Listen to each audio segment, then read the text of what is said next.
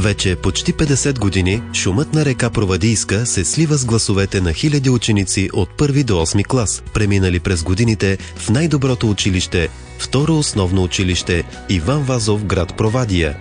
А всичко започва така. На 15 септември 1964 година в сградата на сегашното СОУ Димитър Благоев се отделял основно училище с директор госпожа Цветанка Кънчева. На първият учителски съвет е взето решение училището да носи името на патриарха на българската литература Иван Вазов. През 1968 година започва строежът на нова учебна сграда и тя отваря врати на 30 март 1971 година. От учебната 1973-74 година училище Иван Вазов става базово. Учителския колектив показва солидна методическа подготовка в открити уроци, семинари, представящи новости в образователната система.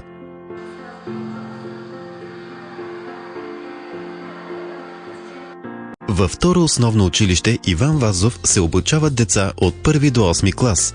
Има сформирана и подготвителна група за деца на 5 и 6 години. Всяка година в училище постъпват много нови ученици. Училището ги посреща с педагогически екип, гарантиращ висок професионализъм и опит. Учебният процес е съобразен с европейските стандарти, прилагат се интерактивни и иновационни методи, споделят се добри практики в методически обединения по различни направления, в участие на национални и областни конференции и семинари.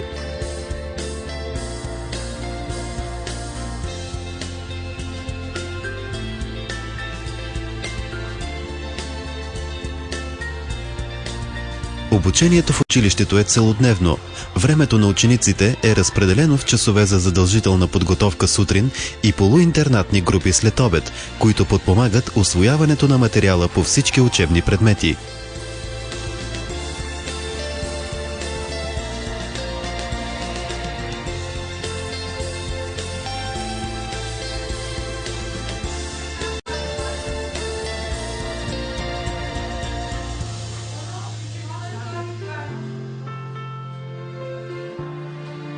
Осигурен е и здравословен обяд и безплатни закуски за подготвителната група и учениците от 1 до 4 клас.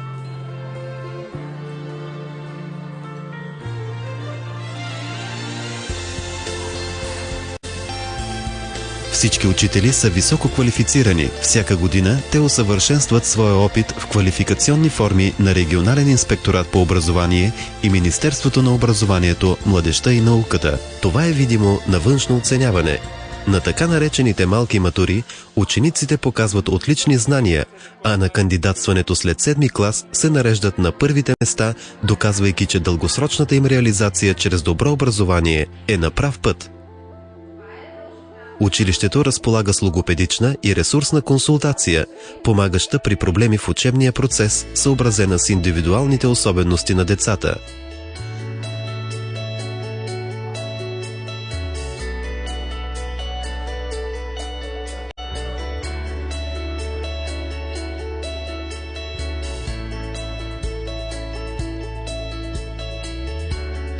По инициатива на учителите през лятото се сформират групи за лятна занималния и занимания по интереси, които помагат за адаптирането на новопостъпилите ученици в училище.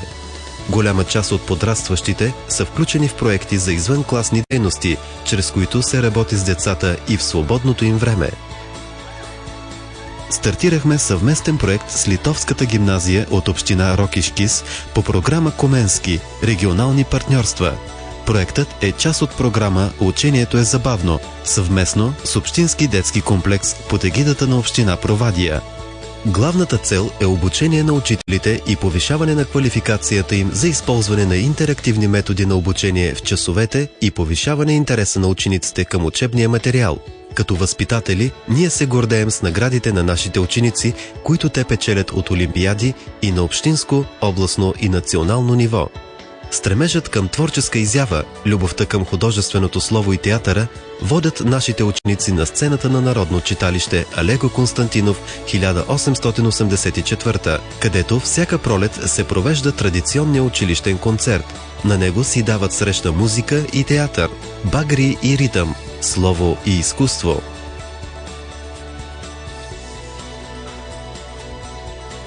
Гордост за нас са и спортните постижения на учениците. Всяка победа е повод за самочувствие и радост от колективните спортове – баскетбол, волейбол, хандбал. Спортната база на училището, физкултурните салони и спортните площадки са реновирани и задоволяват потребностите на всички желаещи да спортуват. Изкуството музика е в сърцето на много от нашите ученици. Те показват през годините своята любов към нея с призови места в националния конкурс Светослав Обретенов и на прегледи за народна музика. Фолклорът, излъчващ магия, омагьосва и малки и големи. Всяка година наши ученици участват в национални фолклорни конкурси и фестивали и заемат първи места. Част от тях избират музиката като своя професия и продължават обучението си в Широка лъка и Котел, а след това в Академията за музикално и танцово изкуство в град Пловдив. Възпитаници на второ училище са Ивелина Балчева, Стела Митева, Мария Радева, Красимир Демирев, Камен Радев и много други допринесли за славата на училището. Второ основно училище Иван Вазов разполага с модерна и отговаряща на европейско ниво материална база, компютърни кабинети, класни стаи с интерактивни дъски, оборудвани кабинети с мултимедия и техника, помагаща в интерактивното обучение на подрастващите. Всички ученици имат свободен достъп до богата библиотека и компютърните кабинети с високоскоростен интернет. По проект създаване на привлекателна, достъпна, ефективна образователна структура в община Провадия, училището беше обновено с нова дограма, топлинно изолиране и боядисване на вътрешни и външни стени, подмяна на осветлението, преасфалтиране на училищния двор и спортните площадки. Осигури се равен достъп до качествено образование на групите в неравностойно положение, чрез изграждане на стълбищна платформа за деца с увреждания. Всичко това е предпоставка за по-качествен образователен процес и интегрирано развитие, а традициите и постиженията на нашето училище, завещани през годините, ни мотивират да продължаваме да пишем историята с поглед към бъдещето.